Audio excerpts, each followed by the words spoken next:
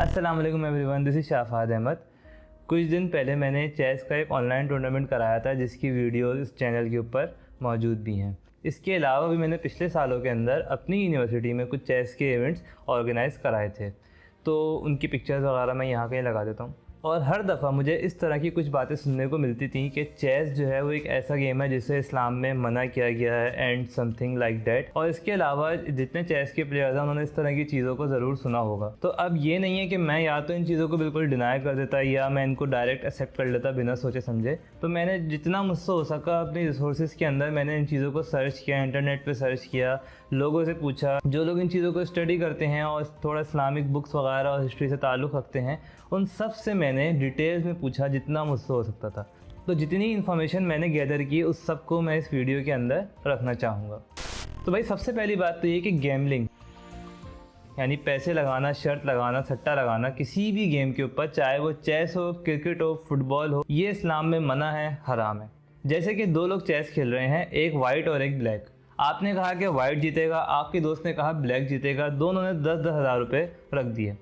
आखिर में वाइट जीत गया, आपने 20 हज़ार उठाए और चले गए। अब ये जो 20 हज़ार हैं ये हराम है, इस्लाम में गैम्बलिंग साफ साफ मना है। लेकिन बहुत सर्च करने के बावजूद इवन तो चेस या शतरंज जो अपनी असल सूरत में इस्लाम से पहले से मौजूद था, इसके बारे में कोई वाज़ेह हुक्म नहीं मिलता। बहुत सी किताबों में, हदीसों में, वेबसाइट्स पे सब जगह सर्च किया, कोई सॉलिड वाक़या, हदीस या रिवायत नहीं मिलती। कुछ लोगों ने मुझे सर्च करके इवन कुछ हदीसें दिखाई कि ये हदीस चेस या शतरंज के बारे में थी, लेकिन उन हदीसों को फिर मैंने फॉरवर्ड किया काफ़ी लोगों के जिनसे मैंने पूछा कि क्या ये हदीस मुस्तनिद हैं, तो मुझे ये रिप्लाई मिला कि इस किताब का कोई हवाला या रेफरेंस नहीं मिलता, तो इस बारे में नहीं कहा जा सकता कि ये मुस्तनिद है। अब इसके बाद अगर हम आते हैं इस्लामिक हिस्ट्री को अगर हम देखते हैं तो खुलफा के दौर में शाम में, इराक़ में, बगदाद में, इन तमाम इलाक़ों में चेस एक बहुत ही मकबूल खेल माना जाता था। Diplomats and courtiers used chess terms to describe political power. Ruling caliphs became avid players themselves, and historian Al-Masudi considered the game a testament to human free will. और किताबों में इसका जिक्र आता है, इसके बारे में शायरी आती है। और चेस या शतरंज को जो शोहरत मिली है वो इसी दौर में मिली है जो इस्लामिक दौर था, तो समहाउ ये इस्लामिक हिस्ट्री से इस तरह से रिलेट करता है। और फिर अगर आप गूगल पर सर्च करेंगे तो आपको जो रिजल्ट नज़र आएगा वो ये है कि 1979 यानी 20वीं सदी में आके सऊदीया में चेस को बैन किया गया था। और उसको मज़ीद सर्च करेंगे तो आपको ये भी मिलेगा कि उसके 10 साल बाद सऊदी अरब और ईरान और इन ममालिक में इसको दोबारा से अनबैन कर दिया गया था, उस पर नज़रसानी की गई थी। डेट्स ऑल, जो आप गूगल करेंगे आपको यही रिज़ल्ट नज़र आएगा। अब आते हैं कुछ लॉजिकल रीजनिंग पे। जैसे कि नॉर्मली जिन गेमों पे सट्टा या गैमलिंग होती है, उन तमाम गेम्स के अंदर सबसे बड़ी कॉमन चीज़ है वो ये है कि इसमें आपका सारा दारोमदार किस्मत पे होता है, बजाय कि आपकी स्किल्स के ऊपर हो।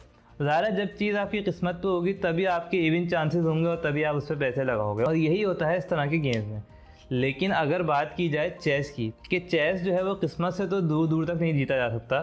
चेस पूरा गेम है आपकी स्ट्रेटजी का, आपकी स्किल्स का। और इसका जो मेरा अपने ज़ाती तौर पे एक्सपीरियंस और प्रूफ है वो ये है कि भाई जो मैंने जितने इवेंट्स ऑर्गेनाइज़ कराए अपनी यूनिवर्सिटी के अंदर 2-3 दफ़ा, हर दफ़ा 30-40 पार्टिसिपेंट्स होते थे, और उनमें से जो जीतने वाले और टॉप 2-3 पोजीशन वो हर दफ़ा सिमिलर थी। तो मतलब ये हुआ कि वो लोग अच्छा खेलते थे, उनके पास स्किल्स थी, तो हर दफ़ा वही जीत रहे हैं बजाय कि किस्मत से कोई और जीत जाए।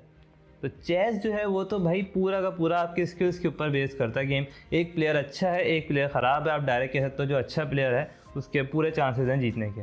अब लूडो को, इस तरह की गेम्स को तो आप किस्मत में काउंट कर सकते हो। तो इस तरह चेस पे शर्त लगाने का या पैसे लगाने का जो चांस नज़र आता है, लॉजिक नज़र आती है, वो सबसे कम है। अब दूसरा बड़ा आर्गुमेंट कि it is a waste of time.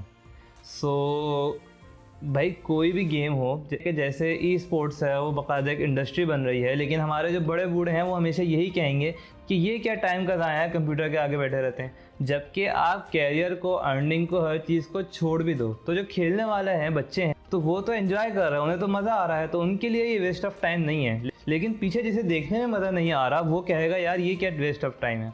बिल्कुल ऐसे ही जो चेस नहीं खेलता उसके लिए ऐसा ही है कि दो लोग बैठे हुए प्लास्टिक के पीस हिला रहे हैं, हालांकि जो प्लेयर्स हैं उसे खेल रहे हैं और एंजॉय कर रहे हैं। और सिमिलरली अब जो मॉडर्न चेस है वो तो होता भी टाइम बेस है। लेकिन अगर आपको वेस्ट ऑफ टाइम ही देखना है तो सबसे पहले टेस्ट क्रिकेट खेलने वालों को तो सजाए मौत दे देनी चाहिए। तो अब इसको थोड़ा कंक्लूड कर लेते हैं। भाई ना तो मैं कोई एक्सपर्ट हूँ, ना मैं इस बारे में कोई डिसीजन ले सकता हूँ, लेकिन मेरा ओपिनियन ये है कि इतना कोई कॉम्प्लेक्स मैटर नहीं है। जो लोग हिस्ट्री से ताल्लुक़ रखते हैं, इस्लाम से ताल्लुक़ रखते हैं, बड़े उलमा हैं, उन्हें इस बात पे एक अनाउंसमेंट, एक डिसीजन लेना चाहिए कि या तो ये अलाउ है या फिर ये अलाउ नहीं है। अगर इन केस अलाउ नहीं है तो गली गली में स्टेशनरी की शॉप्स पे आपको चेस के बोर्ड्स और चेस का सामान नहीं मिलना चाहिए। और इसी तरीके से इस्लामी ममालिक के अंदर अच्छे खासे इवेंट्स वगैरह मुनक़िद किए जाते हैं, इसकी सोसाइटीज़ हैं। तो अगर एक चीज़ मना है, हराम है, तो या तो इसको नहीं होना चाहिए। और ऑन द अदर हैंड, जैसे कि मेरी रिसर्च के मुताबिक ऐसा कुछ नहीं है, कि सब सिर्फ मिथ्स हैं। तो यही बात अगर ठीक है तो इस बात को अनाउंस कर देना चाहिए कि भाई ये कंट्रोवर्शियल टॉपिक अब नहीं है, ये चीज़ कम्प्लीटली अलाउ है। तो वक्त के साथ साथ जो बातें जनरेट हुई थी उन सबको ख़त्म कर देना चाहिए। तो ये थी तमाम बातें चेस के बारे में, और आप अपनी राय दे सकते हैं कमेंट्स के अंदर। और बाकी अल्लाह हाफिज़। तो भाई ये पसीना जो आ रहा है इसकी वजह ये है कि मैं फ़ैन ऑन कर नहीं सकता और एसी यहाँ पे है नहीं, और अगर मैंने फ़ैन ऑन किया तो आपको जो आवाज़ आएगी वो कुछ ऐसी होगी।